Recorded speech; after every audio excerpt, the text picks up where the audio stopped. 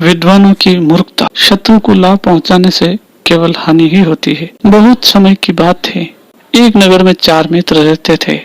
उनमें परस्पर बड़ी प्रीति थी। वे साथ रहते थे और साथ ही घुमा फिरा करते थे। चारों मित्रों में 3 तो अधिक पढ़े लिखे विद्वान थे, पर चौथा बिल्कुल पढ़ा लिखा नहीं था। जो पढ़े लिखे थे वे विद्वान तो थे, पर उनमें अनुभव और व्यावहारिकता नहीं थी।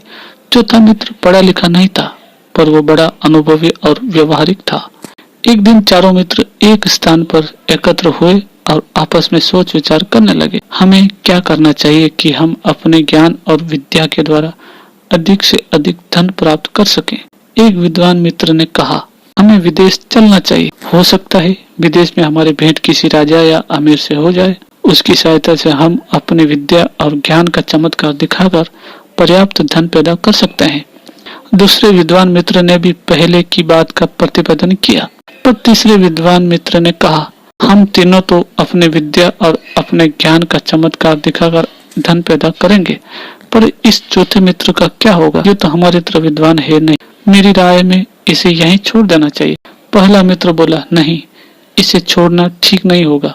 यह हमारा मित्र है, मित्र को छोड़ना नहीं चाहिए। दूसरे मित्र ने पहले मित्र की बात का समर्थन किया। उसने कहा, हाँ, मित्र को छोड़ना नहीं चाहिए, इसे भी साथ ले चलना चाहिए।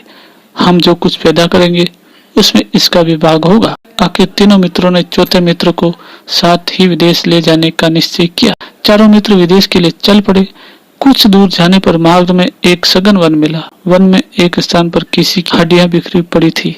तीनों विद्वान मित्रों ने हड्डियों को देखकर आपस में सलाह की, हमें इन हड्डियों पर ही अपने विद्या और अपने ज्ञान का प्रयोग करना चाहिए। पहला विद्वान मित्र बोला, मैं बिखरी हुई हड्डियों को जोड़ दूंगा और कंकाल का ढांचा खड़ा कर दूंगा। दूसरे विद्वान मित्र ने कहा, मैं हड्डियों पर मांस चढ़ाकर उसके ऊपर चमड़े का खोल चढ़ा दूंगा।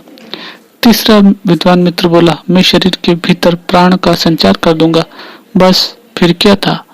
पहले विद्वान मित्र ने हड्डियों को जोड़ दिया, दूसरे विद्वान मित्र ने हड्डियों पर मांस चढ़ा दिया। पर जब तीसरा विद्वान मित्र प्राण का संचार करने लगा तो चौथा मित्र चीख उठा, अरे यह क्या कर रहे हो? ये तो शेर का शरीर है, इसमें प्राण का संचार करोगे तो यह जीवित हो जाएगा और हम सबको मारकर खा जाएगा। पर तीसरे विद्वान मित्र ने चौथे मित्र की बात नहीं मानी। उसने कहा, तुम मूर्ख हो, तुम मेरी विद्या के चमत्कार को क्या जानो? मैं तो इसमें अवश्य प्राण का संचार करूंगा। चौथा मित्र बोला, नहीं मानते तो करो, पर जरा रुक जाओ, मुझे वृक्ष के ऊपर चढ़ जाने दो। चौथा मित्र वृक्ष के ऊपर चढ़ गया। तब तीसरे विद्वान मित्र ने उसमें प्राण का संचार किया। शेर उठकर खड़ा हो गया। शेर ने पहले तो गर्जना की, फिर एक एक करके तीनों विद्वान मित्रों को मारकर खा गया। शेर जब चला गया तो चौथा मित्र वृक्ष के ऊपर से नीचे उतरा। वह अपने मित्रों की मृत्यु पर शोक करता हुआ अपने आप बोल उठा, यदि इनमें अनुभव और व्यावहारिक ज्ञान होता तो इनके प्राण इस तरह न जाते। चौथा मित्र सकुश अपने घर लौट आया। कहानी से शिक्षा, अनुभव के बिना पुस्तकीय ज्ञान व्यर्थ होता है। बिना व्यावहारिक ज्ञान के बड़े बड़े विद्वानों को भी काम में असफल होते हुए देखा जाता है। कहानी समाप्त।